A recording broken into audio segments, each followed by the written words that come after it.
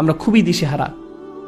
আল্লাহ এখানে বলছেন তোমরা আগে বিভ্রান্ত ছিলে, কিন্তু এখন সবকিছু সহজবোধ্য করার জন্য কোরআন পাঠানো হয়েছে। এটা কি সুস্পষ্ট নয়? এই 3 ধাপের পদ্ধতিটা খুবই সাধারণ, শুধু এটাকে অনুসরণ করো। এই ইউনাইটেড স্টেটে এমন অনেক অনেক অনেক সম্প্রদায় আছে যারা তাদের মধ্যকার জ্ঞানী ব্যক্তিদেরকে, ইমামকে বা কোনো বক্তা বক্তব্য দিতে আসলেই জিজ্ঞেস করে যে আমাদের কি করা উচিত। আমরা খুবই দিশেহারা। আল্লাহ এখানে বলছেন তোমরা আগে বিভ্রান্ত ছিলে, কিন্তু এখন সবকিছু সহজবোধ্য করার জন্য কোরআন পাঠানো হয়েছে। এটা কি সুস্পষ্ট নয়? এই 3 ধাপের পদ্ধতিটা খুবই সাধারণ, শুধু এটাকে অনুসরণ করো, এটাকে প্রাতিষ্ঠানিক রূপ দাও। এখানে প্রশ্ন করা যেতে পারে যে এটা কিভাবে করব, এটা করতে হলে আমাদের কার সাহায্য লাগবে, আমাদের মসজিদে এটা কিভাবে বাস্তবায়ন করা যাবে, এই প্রকল্পে কোন ধরনের মানুষ সাহায্য করতে পারবে। আল্লাহ সুবহানাহু ওয়া তাআলার বাণীকে যুবক সমাজের কাছে পরিবেশন করার প্রকল্প নিন। মহিলাদের হালাকায় এটা উপস্থাপন করুন, বয়স্কদের কাছে উপস্থাপন করুন, যারা ইংরেজি বলতে পারে না তাদের কাছে তাদের ভাষায় উপস্থাপন করুন, সর্বস্তরে উপস্থাপন করুন। মানুষ আমাদের কাছে আসবে এটা আশা করা উচিত নয়। আমাদের মানুষের কাছে যেতে হবে, এটা আমাদের শিখতে হবে। এমনটা বলবেন না যে আমরা আমাদের একটা অনুষ্ঠান আয়োজন করেছিলাম কিন্তু কেউ আসলো না। না না না না না, আমাদের তাদের কাছে যেতে শিখতে হবে। মহানবী সাল্লাল্লাহু আলাইহি সাল্লাম নিজের বাসায় থেকে সেখানে মানুষকে আসার দাওয়াত দিতেন না, সেটা ছিল একেবারে শুরুতে। তিনি মানুষকে রাতের খাবারের জন্য ডাক দিতেন, সেটাতে কাজ হলো না। তারপর তিনি কি করলেন? তিনি মানুষের কাছে যাওয়া শুরু করলেন। আমাদের আজকের মুসলিম উম্মতের মধ্যেও এমনটাই করতে হবে। ইয়াতলু আলাইহিম আয়াতিহি ওয়া ইউযাক্কিহিম ওয়া ইউআল্লিমুহুমুল কিতাবা ওয়াল হিকমা ওয়া ইন কানু মিন ক্বাবলু লাফি যালালিম মুবিন ওয়া আখারিনা মিনহুম লাম্মা ইয়ালহাকু বিহিম। খুবই শক্তিশালী একটা আয়াত। এবং তারা ছাড়াও আরো অনেকে আছে, মানে আরবরা ছাড়াও, সাহাবারা ছাড়াও আরো অনেকে আছে যারা এখনো তাদের পর্যায়ে যুক্ত হয়নি। সুতরাং এখানে আল্লাহ ইতোমধ্যে এই উম্মতের আন্তর্জাতিক বৈশিষ্ট্যের বিষয় উল্লেখ করেছেন, কারণ এমন অনেকে আছে যারা এখনো তাদের সাথে এসে যুক্ত হয়নি। তারা কারা? আজকের দিনে তারা হলো তুর্কি, মালয়েশিয়ান, আফ্রিকান, সারা দুনিয়ার মুসলমান। আল্লাহ খুব সাধারণ একটা শব্দ ব্যবহার করে সবার কথা বুঝিয়েছেন। এবং এই আয়াতের মধ্যে যে প্রজ্ঞা লুকিয়ে আছে তা হলো অন্যরা এসে ইসলাম ধর্মে যোগদান করার আগেই আমাদের এই পদ্ধতি চালু রাখা উচিত। কারণ যোগদান করার পরে তাদের কোন জিনিসটা সবচেয়ে দরকার হবে? এই 3 ধাপের পদ্ধতি। তাদের এই 3 ধাপের প্রক্রিয়ার প্রয়োজন পড়বে। আজকে যখন কেউ শাহাদা পাঠ করে মুসলিম হয়ে যায় এবং আমাদের মসজিদে আসে, আমাদের মসজিদে কি সেই প্রক্রিয়া চালু আছে? সেখানে কি এই প্রক্রিয়া সহজলভ্য? সেখানে কি কোরআনের আয়াতকে ব্যাখ্যা করা হয়? আজকে কি মিম্বার থেকে দাওয়াত দেওয়া হয়েছে? যদি হয়েও থাকে তারপরে কি তাদের সঙ্গ দেওয়ার ব্যাপারটা নিশ্চিত করা হয়েছে যেন তারা নিজেদের পরিশুদ্ধ করতে পারে? এই পদ্ধতি কি প্রাতিষ্ঠানিক রূপ পেয়েছে? এটা একটা ঐশিক ক্রম, এটা আমাদের দেয়া হয়েছে। এটা খুবই কার্যকর। এটা কার্যকর করা হলে যে কোনো সম্প্রদায়ের জন্যই খুবই শক্তিশালী একটা সমাধান। এবং অবশ্যই এই কৌশল অনেক উদ্ভাবনী পর্যায়ে কার্যকর করা যায়, কিন্তু মূল নীতিমালা আশ্চর্যজনক। ওয়াহুয়াল আজিজুল হাকিম, এবং তিনি সর্বময় ক্ষমতার অধিকারী, সর্বজ্ঞানী। যালিকা ফাদলুল্লাহি ইউতিহি মান ইয়াশা। এটা আল্লাহর পক্ষ থেকে অনুগ্রহ এবং তিনি এটা যাকে ইচ্ছা দেন। এখানে অনুগ্রহটা হলো মহানবী সাল্লাল্লাহু আলাইহি সাল্লাম। তিনি যে পদ্ধতি ব্যবহার করতেন সেটা, তার পদ্ধতিটা কি ছিল? সেটা ছিল ইয়াতলু আলাইহিম আয়াতিহি ওয়া ইউযাক্কিহিম ওয়া ইউআল্লিমুহুমুল কিতাবা ওয়াল হিকমা। তিনি তাদের কাছে পাঠ করেন আয়াতসমূহ, তাদেরকে পবিত্র করেন এবং শিক্ষা দেন কিতাব ও হিকমত। এটাই আল্লাহর পক্ষ থেকে অনুগ্রহ এবং তিনি এটা যাকে ইচ্ছা দান করেন। এর অর্থ হলো আমাদের এটা উপলব্ধি করতে হবে যে এই আয়াতগুলো ক্ষুদ্র কোনো বিষয় নয়, এগুলো আল্লাহর অনুগ্রহ। তিনি এটা যে কাউকে দিতে পারতেন, কিন্তু তিনি এটা আমাদের দিয়েছেন। ইউতিহি মান ইয়াশা ওয়াল্লাহু যুল ফাদলিল আযীম। সবকিছুই আল্লাহর অধিকারে রয়েছে, তার কাছেই অনুগ্রহ করার চূড়ান্ত ক্ষমতা। এরপরে তিনি যারা এই কার্যধারা হারিয়েছে তাদের কথা বলছেন। কারা এই মানুষগুলো? বনি ইসরাইল, যাদের উপরে তাওরাতের বোঝা দেয়া হয়েছিল, তারাই সেই উদাহরণ। তাদেরকে আল্লাহর গ্রন্থ দেয়া হয়েছিল, তাদেরকে আয়াত দেয়া হয়েছিল, তাদের উচিত ছিল আয়াত পাঠ করা, নিজেদের পরিশুদ্ধ করা, শিক্ষা দেয়া, কিন্তু তারা সেটা বহন করেনি। কিভাবে সেই বোঝা বহন করতে হবে তার রূপরেখা ইতিমধ্যেই দেয়া হয়েছে, তাই না? আমি আর সেটা পুনরাবৃত্তি করব না, কারণ এটা ইতিমধ্যেই আপনাদের মনে গেঁথে যাওয়া উচিত। তারা সেই বোঝা বহন করেনি। কামাসালিল হিমারি ইয়াহমিলু আসফারা। এটা যেন গাধার পিঠে বইয়ের বোঝা, তাদের পিঠে বইয়ের স্তূপ। এটা তেমন মানুষের মতো যাদের কাছে অনেক অনেক জ্ঞান আছে, বা তারা অনেক ফতোয়ার ওয়েবসাইটে ঢুকতে পারে, হাদিস, কোরআন বা তাফসীর খুঁজে দেখে, কিন্তু এর কোনোটাই গ্রহণযোগ্য নয়, কারণ এটা অনেকটা গাধার পিঠে বইয়ের বোঝার মতো। তারা নিজেদের পরিশুদ্ধ করেনি, আল্লাহর আয়াত তাদের নাড়া দেয়নি। আর আল্লাহর আয়াত যখন তাদের সামনে পাঠ করা হয় তাদের ঈমান বেড়ে যায়। এর কিছুই সেখানে ঘটেনি। যেখানে আয়াত পাঠ করা হলে তাদের ঈমান বৃদ্ধি পাওয়ার কথা, সেখানে তাদের সাথে এমনটা ঘটে না। এটা তাদের কাছে শুকনা জ্ঞান। এটা শুধু কোনো মজার একটা তথ্য বা বক্তব্য দেওয়ার সময় আওড়ানোর জন্য শেখার বিষয়। তারা আল্লাহর আয়াতকে এর মধ্যে সীমাবদ্ধ করে ফেলেছে। সুবহানাল্লাহ। তাই এখানে আল্লাহ বলছেন তারা সেই বোঝা বহন করেনি। কামাথালিল হিমারি ইয়াহমিলু আসফারা, সেই গাধার মতো যার পিঠে বইয়ের বোঝা। বিইসা মাসালুল কওমিল্লাযীনা কাযযাবু বিআয়াতিল্লাহ, এই কথাগুলো ভয় পাওয়ার মতো। কি জঘন্য সেই জাতির উদাহরণ। আল্লাহ এখানে বনী ইসরাঈলদের কথা বলেননি, তিনি বলেছেন জাতি। তিনি এখানে একটা জাতিবাচক শব্দ ব্যবহার করেছেন। আর যখন তিনি এটা সাধারণ জাতিবাচক শব্দ ব্যবহার করেন, এর মানে কি জানেন? এর মানে হলো এটা হবে যে কেউ যারাই এই কাজটি করে। কি জঘন্য সেই জাতির উদাহরণ। আল্লাহ এখানে বনী ইসরাঈলদের কথা বলেননি, তিনি বলেছেন জাতি। তিনি এখানে একটা জাতিবাচক শব্দ ব্যবহার করেছেন। কি জঘন্য সেই জাতি যারা আল্লাহর আয়াতকে মিথ্যা সাব্যস্ত করে। তারা আল্লাহর আয়াতের সাথে সুবিচার করেনি, তারা আল্লাহর আয়াত নিয়ে সত্য কথা বলেনি। আল্লাহ আমাদেরকে ক্ষমা করুন যেন আমরা তেমন না হই। আল্লাহু লা ইয়াহদিল কওমাজ যালিমিন, যারা আল্লাহর গ্রন্থকে যথার্থ মূল্য দিতে পারে না তাদের চূড়ান্ত শাস্তি কি? যখন আল্লাহ তাদের গ্রন্থ দিয়েছিলেন, কিভাবে এর শিক্ষাকে জীবনে, সমাজে, সম্প্রদায়ে কার্যকর করতে হবে তাও বলে দিয়েছিলেন। দোজখে শাস্তি পাওয়ার আগে তাদের শাস্তি হলো আল্লাহ তাদেরকে পথ দেখাতে অস্বীকার করেছেন। কারণ আল্লাহ তাদের পথ প্রদর্শন করেছিলেন এবং তারা সেটার যথার্থ মূল্যায়ন করেনি। তাই আল্লাহ বলছেন আল্লাহু লা ইয়াহদি, আল্লাহ কোনো ভ্রান্ত জাতিকে পথ প্রদর্শন করেন না। আল্লাহ তাদের দিয়েছিলেন এবং তারা এর যথার্থ মূল্য দেয়নি, তাই সেই দরজা বন্ধ হয়ে গেছে। এই কারণেই আল্লাহ যখন আমাদের কোনো উপহার দেন, আমাদের উচিত সেটার যথার্থ মূল্যায়ন করা। আমরা মন থেকে আল্লাহর কাছে চাই যে তিনি যেন আমাদের তাঁর গ্রন্থের পথ নিদর্শন করেন। মহানবী সাল্লাল্লাহু আলাইহি ওয়াসাল্লামের সুন্নাতের যথার্থ মর্ম উপলব্ধি করার তৌফিক দান করেন। কুল ইয়া আইয়ুহাল্লাযীনা হাদু, ইহুদি সম্প্রদায়কে বলে দিন কুল ইয়া আইয়ুহাল্লাযীনা হাদু। সেই সময় ইহুদি সম্প্রদায়কে বলতে বলা হয়েছে ইন জাআনতুম আন্নাকুম আউলিয়াউ লিল্লাহ, যদি তোমরা নিশ্চিত হয়ে থাকো যে আল্লাহ তোমাদের রক্ষা করবেন, তোমরা আল্লাহর খুব কাছের, তোমরা আল্লাহর প্রিয় বন্ধু। আর এটা খুব সুন্দরভাবে আগের আয়াতের সাথে সম্পর্কযুক্ত। আপনারা খেয়াল করে থাকবেন যে যখন কোনো সম্প্রদায়ের ধর্মের সত্যিকারের ভাবার্থটাকে হারিয়ে ফেলে এবং ভাষা জ্ঞানই শুধু অবশিষ্ট থাকে, তখন যেখানে আল্লাহর প্রতি ভয় থাকার কথা সেখানে একটা শূন্য অনুভূতি হয়। যেখানে আল্লাহর প্রতি সশ্রদ্ধ ভয় থাকার কথা, যেখানে অবিরত আল্লাহকে স্মরণ করার তাড়না থাকার কথা, সেখানে যখন আল্লাহকে ভয় স্মরণ কোনোটাই অবশিষ্ট থাকে না, যখন একটা সম্প্রদায়ের কোনোটাকেই গুরুত্ব দেওয়া হয় না, তখন একটা জিনিস অবশিষ্ট থাকে, আর তা হলো মিথ্যা অনুমান। কারণ আল্লাহর সত্যিকারের ভালোবাসা, ভয়, স্মরণ আর সেখানে নেই, পাত্রটা ফাঁকা। তাই অন্য জিনিস সেই পাত্রটাকে ভর্তি করে। এর মধ্যে অন্যতম জিনিস হলো আমল, মিথ্যে আশা। অন্যতম মিথ্যে আশা হলো আমি যত খারাপই হই না কেন, অন্তত আমি লা ইলাহা ইল্লাল্লাহু মুহাম্মাদুর রাসূলুল্লাহ সাল্লাল্লাহু আলাইহি ওয়াসাল্লাম বলেছি, তাই আমি যা ইচ্ছা তাই করতে পারি। আমার একটা মদের দোকান আছে, কিন্তু এই কাজটা তত খারাপও নয়। অন্তত আমি কালিমা বলি, অন্তত আমি আমার আয়ের অর্ধেক রমজান মাসে মসজিদে দেই। আস্তাগফিরুল্লাহিল আযীম। আপনি আপনার মদের দোকানের টাকা মসজিদে দিচ্ছেন, সেই মসজিদে আরো কত ফিতনার জন্ম দিবে কোনো ধারণা আছে কি আপনার? আপনারা কি জানেন ইসলাম ধর্ম প্রবর্তনের আগে বন্যায় কাবা ঘর ক্ষতিগ্রস্ত হয়ে গিয়েছিল এবং কুরাইশরা কাবাকে পুনর্নির্মাণ করার জন্য অর্থ সংগ্রহ করছিল। তারা মদ, পতিতাবৃত্তি ও জুয়া থেকে টাকা নিতে অস্বীকার করেছিল। হেরা তো হলো মুশরিক, মুশরিকরাই এমন করেছিল। আর আমাদের সময় আমাদের না বলতে হলে যুদ্ধ করতে হয় যে আমরা এইসব আয়ের উৎস থেকে টাকা নিব না। আর সেই দাতা তখন বলেন আপনি এটা কি বলছেন? আমি দান করছি কারণ এটা আমার জান্নাতে যাওয়ার টিকিট।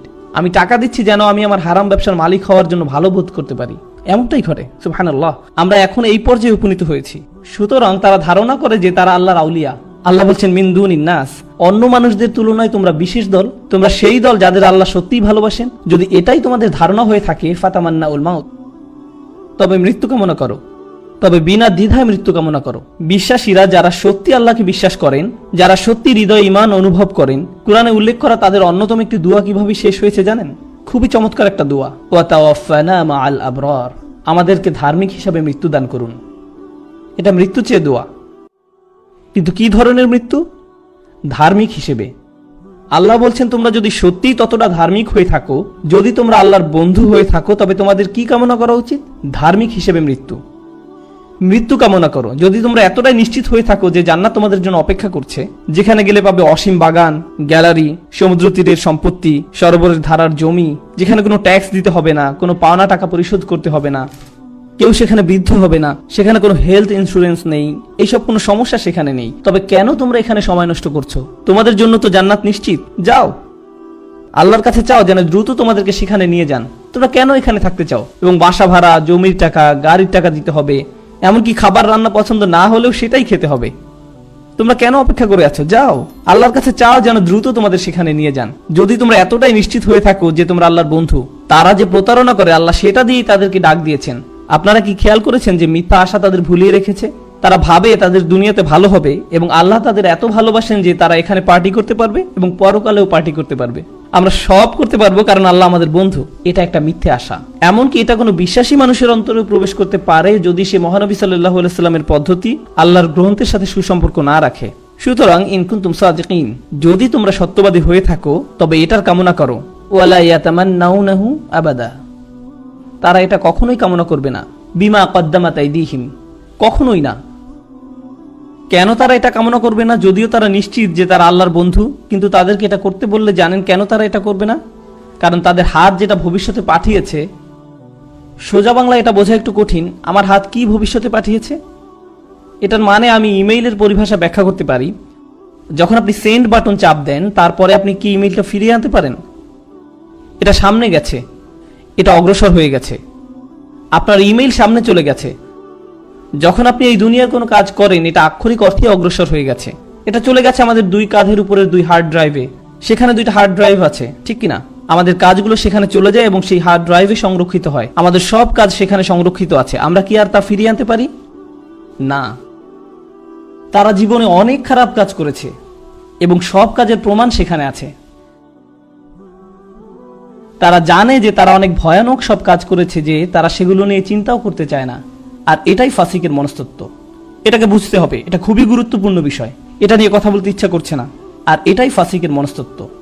যখন কেউ আল্লাহর অবাধ্যতায় ভীষণ নিমজ্জিত থাকে আর তার জন্য তার রাতে ঘুম আসার একমাত্র উপায় হলো সেটা নিয়ে চিন্তা না করা। আর এটাই ফাসিকের মনস্তত্ত্ব। যদি কেউ তার সাথে মৃত্যু নিয়ে পরকালে কি ঘটবে সে বিষয়ে কথা বলে, তখন তারা বলে আমি এটা শুনতে চাই না, এটা নিয়ে কথা বলতে ইচ্ছা করছে না। এটা এতই ভীতিপ্রদ যে তারা এই বিষয় থেকে দূরে থাকাই শ্রেয় মনে করে। আপনারা কি জানেন, যখন সিংহ আক্রমণ করতে আসে কিন্তু উট পাখি পালাতে পারে না, তখন সে কি হাস্যকর কাজটা করে? মাটির মধ্যে মাথা ঢুকিয়ে দেয়। আমি বাস্তবতার সম্মুখীন হতে চাই না, এই বিষয়ে আমি কোনো লেনদেন করতে চাই না। এখানে বেশ আছি, বাস্তবতার উপেক্ষা করে খুব ভালো আছি। এমনটাই ঘটে যখন কেউ পাপে ভীষণভাবে নিমজ্জিত থাকে। আমি বরং এটাই বিশ্বাস করি যে আল্লাহ আমাকে ভালোবাসেন এবং আমি আল্লাহর বন্ধু। আর যখন কেউ তার এই ধাপ্পার বিষয়ে স্মরণ করিয়ে দেয়, তখন তার উত্তর হয় আমি এসব শুনতে চাই না, এ বিষয়ে কথা বলতে ভালো লাগছে না। এটাই ফাসিকের আচরণ। এই মানুষগুলো এই পরিমাণ অসৎ, এটা আমাদের সম্প্রদায়েও ঘটতে পারে, এমনকি আমাদের পরিবারেও। অনেক সময় যখন আপনি বলেন যে আল্লাহ আমাদের কত ভালোবাসেন, আল্লাহ আমাদের কিভাবে পুরস্কৃত করবেন, মানুষ আপনার কথা শুনবে। কিন্তু আল্লাহর অবাধ্যতার ফলাফল ভোগ করতে হবে শুনলে তারা বলে তুমি কি এইসব হতাশাজনক বিষয়ে কথা বলা বন্ধ করবে? চলো আমরা অন্য বিষয়ে কথা বলি, চলো আমরা রকেট গেম অথবা অন্য কোনো বিষয়ে কথা বলি। আমি ওসব কিছু শুনতে চাচ্ছি না।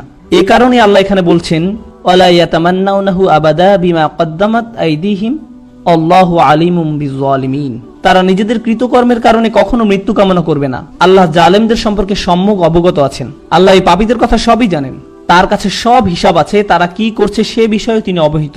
তাদের আচরণ ভুল এবং তাদের কাজও। কুল, বলুন, ইন্নাল মাউতাল্লাযী তাফিরুনা মিনহু, যে মৃত্যু থেকে তোমরা পালাচ্ছ, যে মৃত্যু থেকে তোমরা দূরে থাকার চেষ্টা করছো, ফা ইন্নাহু মুলাকিকুম, সে মৃত্যুর সাথে তোমাদের একদিন সাক্ষাৎ হবেই। এটা তোমাদের সাথে সাক্ষাৎ করতে আসবে। তুমি সেই সাক্ষাৎ এড়াতে পারবে না, সেটা থেকে নিস্তার পাবে না। এমন অনেক সময় ঘটে যে স্কুলে ফলাফল দেওয়ার দিন আসলে বাচ্চা হাঁচি কাশির মতো ভাব করে বলে আমি যেতে চাই না, আমার তেমন ভালো লাগছে না। তারা এই সাক্ষাৎটাকে এড়ানোর চেষ্টা করতে পারে, কিন্তু কিছু সাক্ষাৎ আছে যা কেউ এড়াতে পারে না, কেউ সেটা থেকে নিস্তার পায় না। এটা তেমনই এক সাক্ষাৎ। ইন্নাকা কাদিহুন ইলা রাব্বিকা কাদহান ফামুলাকিহ, হে মানুষ তুমি কঠোর পরিশ্রম করতে করতে তোমার রবের দিকে এগিয়ে যাচ্ছ। ওই যে একটা জিনিস আছে না, এসকেলেটর, যেটা সমান্তরালে কনভেয়ার বেল্টের মতো চলে, আপনিও তেমনই একটা কিছু। আপনি চান বা না চান আপনি সামনে যাচ্ছেন। আপনি পিছন ফিরে দাঁড়াতে পারেন, এদিক সেদিক তাকাতে পারেন, কিন্তু আপনি সামনেই এগিয়ে যাচ্ছেন। পিছনে যাওয়ার কোনো উপায় নেই। আপনি চান বা না চান আপনি সামনে যাচ্ছেন। আপনি শুধু সেই সাক্ষাতের দিকেই এগিয়ে যাচ্ছেন। আমরা সবাই সেদিকেই যাচ্ছি, এ ব্যাপারে কোনো সন্দেহ নেই যে আমাদের এটার সংস্পর্শে আসতে হবে। সুম্মা তুরাদ্দুনা ইলা আলিমিল গায়বি ওয়াশ শাহাদা, তখন তোমরা সবাই দৃশ্য অদৃশ্য সর্ববিষয়ে জ্ঞাত আল্লাহর কাছে ফিরে যাবে। এর অর্থ হলো আল্লাহ আমাদের হৃদয়ের ভিতরের এই শূন্যতাকে জানেন। আল্লাহ জানেন যখন কোনো অসৎ উদ্দেশ্যে আপনি কোনো ভালো কাজ করছেন। সুবহানাল্লাহ। ফায়ুনাব্বিউকুম বিমা কুনতুম তা'মালুন, তখন তিনি পুঙ্খানুপুঙ্খভাবে জানিয়ে দেবেন যে কে কি ধরনের কাজ সাধারণত তারা করত। আমরা এই সূরার উপসংহারে পৌঁছে গিয়েছি ইনশাআল্লাহ তাআলা। ইয়া আইয়ুহাল্লাযীনা আমানু, যারা বিশ্বাস করে। এখানে কাদের উদ্দেশ্যে কথা বলা হচ্ছে তার কি কোনো পরিবর্তন লক্ষ্য করেছেন? এক মুহূর্ত আগেই আল্লাহ কাদের সাথে কথা বলেছিলেন? বনী ইসরায়েলদের সাথে। এখন তিনি অন্যদের সাথে কথা বলছেন, তাদের সাথে আর কোনো লেনদেন নেই। ভালো হয় তারা নিজেদের কাজের ব্যাপারে সতর্ক হলে। তারা ইতোমধ্যেই ব্যর্থ হয়েছে, তাই আল্লাহ এখন বিশ্বাসীদের সাথে কথা বলছেন, যেন তারা বনী ইসরায়েলদের মতো ব্যর্থ না হয়। আপনারা জানেন একজন বাবা কিভাবে তার সন্তানদের সাথে কথা বলে। যখন একজন ফেল করেছে এবং আরেকজনের পরের সপ্তাহে পরীক্ষা আছে, সে বলে, শোনো করিম, তুমি এই ব্যাপারে অন্তত সেলিমের মতো হও না, তার মতো কাজ তুমি করো না। প্রথমে বাবা একজনকে বকা দেন এবং তারপরে আরেকজনের দিকে ফিরে বলেন, তুমি ভালো করে শুনে রাখো, এই ভুলগুলো তুমি করো না। এখন আমাদের প্রভু সুবহানাহু ওয়া তাআলা অনেক বেশি আমাদের ভালো চান। বাবার চেয়ে আমাদের প্রতি আল্লাহর অনুগ্রহ ও শুভাকাঙ্ক্ষা অনেক বেশি পরিমাণের। প্রথমে আল্লাহ বনী ইসরায়েলদের তিরস্কার করলেন। তাদেরকে তিরস্কার করতে দেখে আবার এমন নয় যে আমরা বলতে পারি, হ্যাঁ দেখো আল্লাহ বনী ইসরায়েলদের কেমন ঘৃণা করেন। এক মিনিট থামুন। আল্লাহ আমাদের এজন্য বলেন নাই যে কারণ তারা অভিশপ্ত, আমাদের এজন্য বলেছেন যেন আমরা তাদের পথ। ইন্না আ'তাইনাকাল কাউসার, তারপর ফসল্লি লিরাব্বিকা ওয়ানহার। এরপর তিনি নেতিবাচক কথা বলেছেন, ইন্না শানিআকা, অর্থাৎ আপনার শত্রু। শত্রুদের কথা একেবারে শেষে বলা হয়েছে। আবার এখানে নবী সাল্লাল্লাহু আলাইহি সাল্লামের প্রতি আল্লাহর অসীম ভালোবাসাও প্রকাশ পেয়েছে। যেমন নবী সাল্লাল্লাহু আলাইহি সাল্লামকে তারা যে কথাগুলো বলতো সেগুলো খুবই কষ্টদায়ক ছিল। তারা তার বিরুদ্ধে বিভিন্ন রকমের আপত্তিকর কথা বলতো। আপনারা জানেন তারা তাকে পাগল বলতো। ওয়ায়াকুলুনা ইন্নাহু লামাজনুন, অর্থাৎ তারা বলে যে নিশ্চয়ই তিনি পাগল। ইয়াকুলুনা সাহির, তারা বলতো তিনি একজন জাদুকর। তারা তাকে মিথ্যাবাদী বলতো, সাহিরুন কাজ্জাব, অর্থাৎ একজন মিথ্যাবাদী জাদুকর। তো তারা তার বিরুদ্ধে এই ধরনের অভিযোগ করে তাকে কষ্ট দিত। কিন্তু তাদের যে কথার প্রেক্ষিতে এই সূরা নাজিল হয়েছে তা আরও অনেক বেশি কষ্টদায়ক ছিল। আগের পর্বগুলোতে সংক্ষেপে এই বিষয়ে আমরা জেনেছিলাম। এখন আমরা বিস্তারিত আলোচনা করব, কারণ এই পর্যায়ে বিষয়টি উল্লেখ করা গুরুত্বপূর্ণ। দেখুন, হাদিসে এসেছে রাসূল সাল্লাল্লাহু আলাইহি ওয়াসাল্লাম তার একজন সন্তান হারিয়েছেন, একজন পুত্র সন্তান। পরবর্তী হাদিসে আমরা তার নাম সম্পর্কে জানব। এখানে বিষয়টা ছিল তার সন্তান মারা গিয়েছে এবং চারিদিকে এই খবর ছড়িয়ে পড়েছে। আপনারা জানেন সন্তান হারানো পিতামাতা কেমন কষ্টের ভিতর দিয়ে যান। লোকজন এসে আপনাকে সান্ত্বনা দেওয়ার চেষ্টা করে। তারা এমন কিছু কথা বলে, সমবেদনা জানায়, যা আপনাকে এই বিশাল কষ্ট সহ্য করতে কিছুটা হলেও সাহায্য করে। তাছাড়া আপনি যখন কাউকে এই কষ্টের মধ্যে যেতে দেখেন, সে যদি এমনকি আপনার শত্রুও হয়, আপনি হয়তো সেখানে গিয়ে সবার পেছনে দাঁড়িয়ে থাকবেন, কিছুই বলবেন না। কারণ যত যাই হোক, তারা তাদের সন্তান হারিয়েছে। এতটুকু মানবতা বোধ বা আন্তরিকতা সব মানুষের মধ্যে থাকে। কিন্তু যখন আবু জাহল এই সংবাদটা পেল, এবং সে কিন্তু নবী সাল্লাল্লাহু আলাইহি সাল্লামের চাচা ছিল, আপনি অন্তত আপনার পরিবারের কাছ থেকে এতটুকু আন্তরিকতা আশা করেন। যত বিরোধ সব না হয় একদিকে থাক, আর দিন শেষে তোমরা তার পরিবারেরই অংশ। কিন্তু না, তার মনে নবী সাল্লাল্লাহু আলাইহি সাল্লামের জন্য এত বেশি বিদ্বেষ ছিল যে সে চারদিকে দৌড়াতে দৌড়াতে উল্লাস করছিল, হাসতে হাসতে লোকজনকে বলছিল, বাতারা মুহাম্মাদুন, মুহাম্মাদের বংশ নিঃশেষ হয়ে গিয়েছে, তার নাম নেয়ার আর কেউ থাকবে না। অন্যভাবে বলতে গেলে আপনার ছেলে সন্তানের মাধ্যমেই আপনার বংশধারা অব্যাহত থাকে। যেহেতু তিনি তার পুত্র সন্তান হারিয়েছেন এবং তার শুধু কন্যা সন্তানেরই অবশিষ্ট আছে, তাই ভবিষ্যতে তার নাম নেয়ার মতো আর কেউ থাকবে না। তাহলে মুহাম্মদ আমাদের জন্য অস্থায়ী একটা সমস্যা, কারণ তার বংশধারা অব্যাহত রাখার মাধ্যম হিসেবে তার কোনো ছেলে সন্তান আর নেই। তাই অচিরেই এই পৃথিবী থেকে তার নাম নিশানা মুছে যাবে। দেখুন কেমন কষ্টের পরিস্থিতিতে তারা এই ধরনের চরম অপ্রীতিকর কথাগুলো বলছে। এই কথাগুলো এত বেশি যন্ত্রণাদায়ক ছিল যে আল্লাহ আজ্জা জাল্লা তাদের কথা কোরআনে উদ্ধৃতিও করেননি। তিনি এভাবে বলেননি ইয়াকুলুনা হুয়া আবতার অথবা হুয়া আবতার। তিনি বলেননি যে তারা বলে তার বংশ নিঃশেষ হয়ে গেছে। তিনি নবী সাল্লাল্লাহু আলাইহি সাল্লামের সামনে তাদের সেই যন্ত্রণাদায়ক কথার উদ্ধৃত করে তাকে আঘাত দিতে চাননি। তিনি বিভিন্ন সূরায় তাদের বিভিন্ন কথা উদ্ধৃত করেছেন, যেমন তারা বলেছিল তিনি পাগল, তিনি একজন জাদুকর এবং তিনি একজন মিথ্যাবাদী। কিন্তু এই ক্ষেত্রে তিনি তাদের কথাগুলোকে উদ্ধৃত করেননি। তিনি সরাসরি তাকে সান্ত্বনা দিয়েছেন, ইন্না শানিআকা হুয়াল আবতার, আপনার শত্রুরাই নির্বংশ নিশ্চিহ্ন হবে। তাহলে আল্লাহ আজ্জা ওয়া জাল্লা এখানে কাফিরদের কথাটা হুবহু উদ্ধৃত করেননি। এটা নিঃসন্দেহে নবী সাল্লাল্লাহু আলাইহি সাল্লামের প্রতি আল্লাহর অসীম ভালোবাসার বহিঃপ্রকাশ। পরিশেষে আমরা এই সূরায় আরো একটা অসাধারণ শিক্ষা পাই। এখানে আল্লাহ কেবল নবী সাল্লাল্লাহু আলাইহি সাল্লামের মনোযোগ অন্যদিকে আকৃষ্ট করেননি। রাসূল সাল্লাল্লাহু আলাইহি সাল্লাম তার সন্তান হারিয়েছেন। যখন কেউ এভাবে সন্তান হারায়, তার কাছে আর কোনো কিছুই ভালো লাগে না। এটা যে কোনো মানুষের ক্ষেত্রে হতে পারে, সব মানুষের ক্ষেত্রে এমনটা হয়। কেউ যখন তার সন্তান হারায়, তখন তার বাড়ি, ব্যাংক ব্যালেন্স অথবা অন্য যে কোনো কিছুর কথা মাথায় আসে না।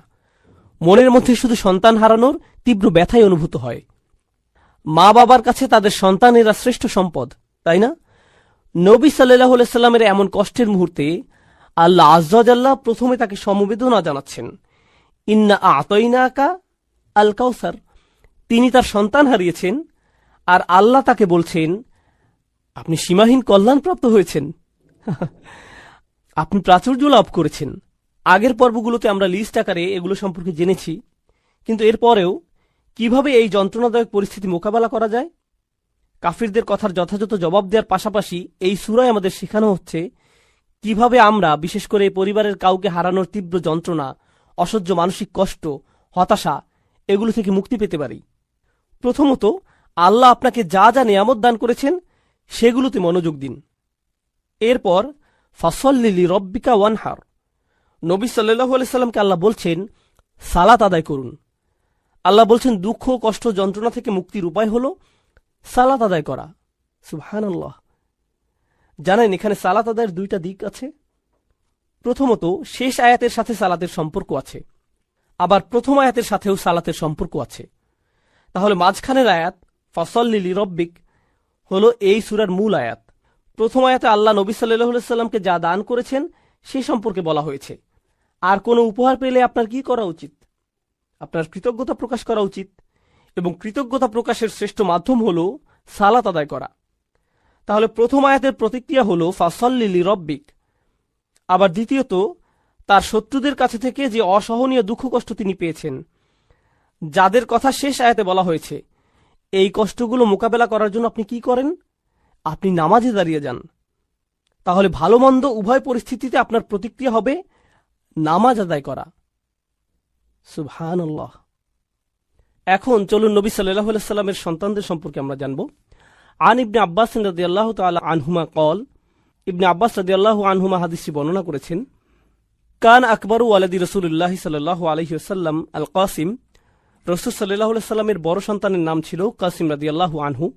সুম্মা জাইনাব, তারপর জাইনাব, সুম্মা আব্দুল্লাহ, তারপর আব্দুল্লাহ, সুম্মা উম্মু কুলসুম, সুম্মা ফাতিমা, সুম্মা রুকাইয়া, ফামাত আল কাসিম। তাহলে এখান থেকে আমরা তার সন্তানদের বয়সের ক্রমও জানতে পারি।